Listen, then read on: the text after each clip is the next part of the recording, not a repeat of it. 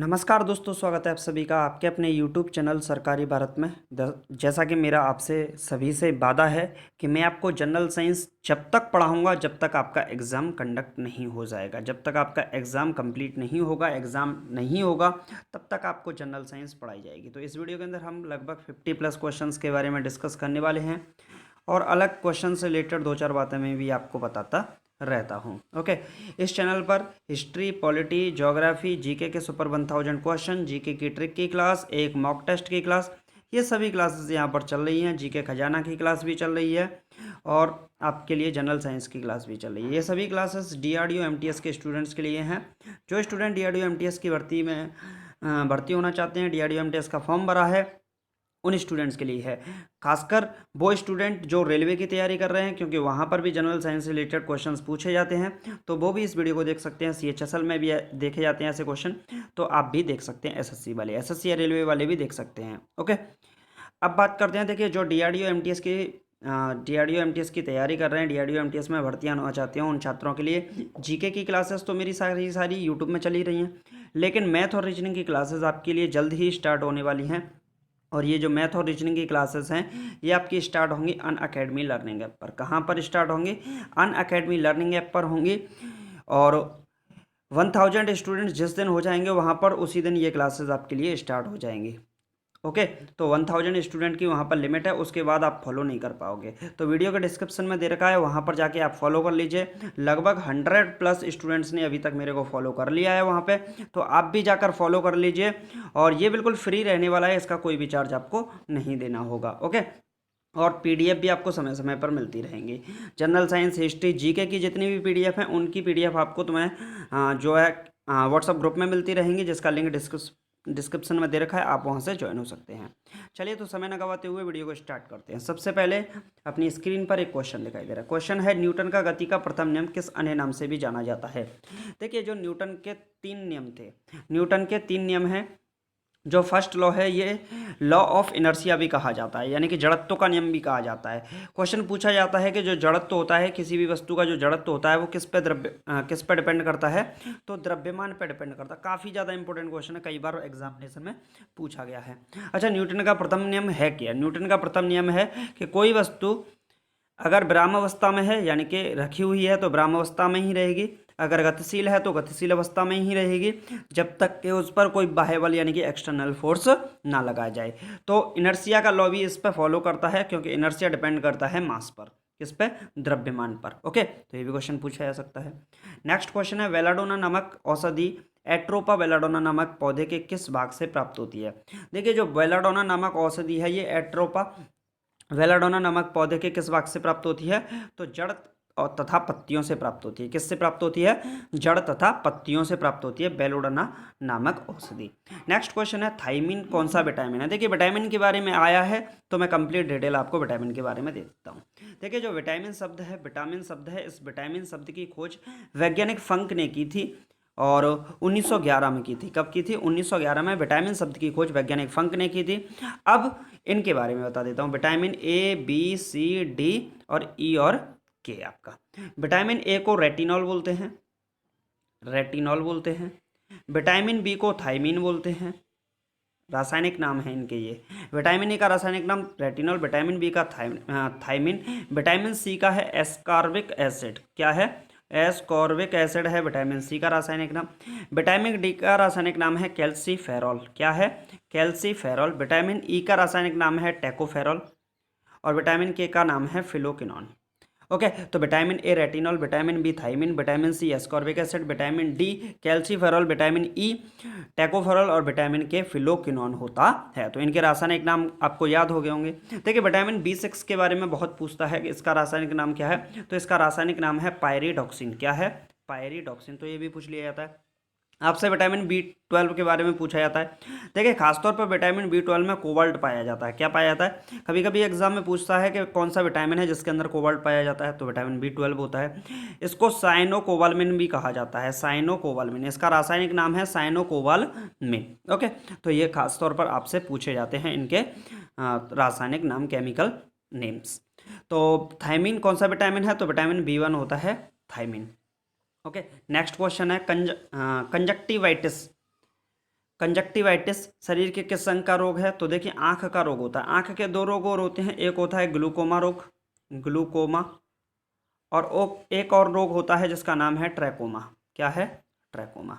तो ग्लूकोमा और ट्रैकोमा नामक दोनों रोग, ये भी दोनों आंख के रोग हैं, और ये कंजक्टिवाइटिस रोग होते हैं। नेक्स्ट क्वेश्चन है, प्यास का केंद्र कहाँ होता है? देखिए प्यास हमें लगती है, प्यास लगती है तो इसका किसके कारण लगती है? तो हाइपोथैलेमस ग्रंथि के कारण लगती है। किसके कारण लगती है? हाइपोथैलेमस ग्रंथि के कारण हमें क्या लगती है? प्यास लगती है। नेक्स्ट क्वेश्चन है, कच्ची चीनी को रंग विहीन करने हेतु जिस चारकोल का प्रयोग किया जाता है वह कौन सा होता है? एनिमल चारकोल होता है। कौन सा चारकोल होता है?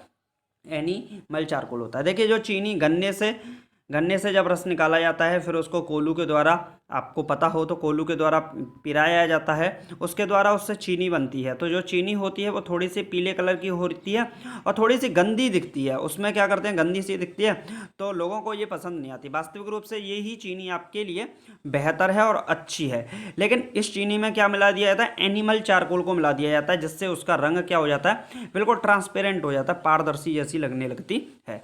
तो वास्तविक रूप से देखा जाए तो ये वाली चीनी अच्छी होती है जो गन्ने से डायरेक्ट निकल के आती है। ओके, नेक्स्ट क्वेश्चन है, अग्निशमन यंत्रों में भरा सोडियम बाइकार्बोनेट घोल किससे क्रिया करके कार्बन डाइऑक्साइड बनाता है? देखिए गंधक के अम्ल के साथ क्रिया करके सोडियम बाइकार्बोनेट और ये कार्बन डाइऑक्साइड गैस बनाता है। ओके, चलिए तो नेक्स्ट क्वेश्चन है आपकी स्क्रीन पर, किस कोशिकांग को कोशिका का पावर हाउस कहते हैं? देखिए ये क्वेश्चन तो सभी को पता होगा, 10th क्लास में हर स्टूडेंट इस क्वेश्चन को पढ़ लेता है कि जो माइटोकॉन्ड्रिया होता है ये पावर हाउस या एनर्जी का हाउस कहा जाता है। इसमें क्या होता है? एटीपी संग्रहित होता है, एडिनोसिन ट्राइफॉस्फेट ऊर्जा के रूप में संग्रहित होता है। नेक्स्ट क्वेश्चन है, होमो सैपियंस किस जीवधारी का वैज्ञानिक नाम है? तो हर बच्चे को पता होता है, मनुष्य का क्या होता है, जो साइंटिफिक नेम होता है वो क्या होता है? होमो सैपियंस होता है। नेक्स्ट क्वेश्चन है, हाइड्रोपोनिक्स किसे कहते हैं? देखिए हाइड्रोपोनिक्स क्या होता है? पौधों के मृदा विहीन संवर्धन, जलीय माध्यम में पौधों के उगने को क्या बोलते हैं? हाइड्रोपोनिक्स कहा जाता है। नेक्स्ट क्वेश्चन है, रिकेट्स रोग किस विटामिन की कमी के कारण होता है? तो देखिए रोगों के बारे में बात आई तो एक बार बता देता हूँ। देखिए विटामिन ए के कारण रतौंधी रोग होता है। कौन सा रोग होता है? रतौंधी रोग होता है, और इसके कारण जेरेप्थेल्मिया रोग भी कहा जाता है। जैसे जेरेप्थेल्मिया रोग या रतौंधी रोग। विटामिन बी के कारण क्या होता है? बेरी रोग होता है, और विटामिन सी के कारण स्कर्वी रोग होता है।